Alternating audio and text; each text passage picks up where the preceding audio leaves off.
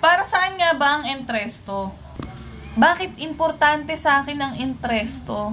Ang entresto po ay gamot para sa chronic heart failure. And yes po, sa 5 months ko pa lang na pagdadialysis, is nag-heart failure na po kagad ako. 44% na lang po siya.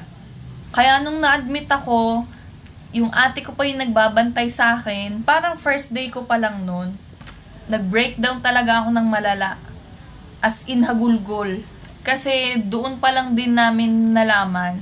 Grabe, sobrang iyak ko nun. Kaya yung ate ko wala nang nagawa, napaiyak na lang din. Kasi sobrang bigat. Alam mo yun? Sabay-sabay eh.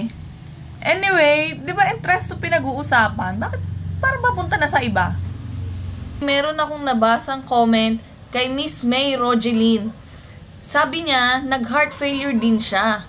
From 43%, naging 67% dahil sa entresto. Kaya nung nabasa ko yung comment niya, medyo gumaan. Nabawasan yung bigat. Kasi may pag-asa pa pala. Kaya nagtsatsaga po kami maglakad ng guarantee letters or financial assistance or medical assistance sa kahit anong sangay ng gobyerno para ma-avail namin yung entresto. Kasi sobrang mahal niya. Ayan o, 156. Isang piraso.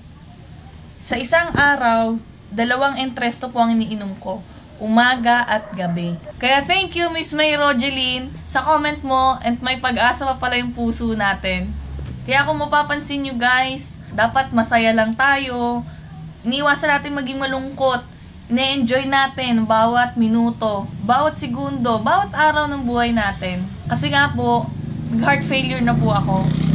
Parang masyadong maaga para sa akin kasi 5 months pa lang ako nagdadialysis. Pero okay lang kasi meron namang solusyon. And isusurrender din natin to lahat kay God. Kaya sa mga katulad ko, mahaba pa journey natin. Kaya natin to.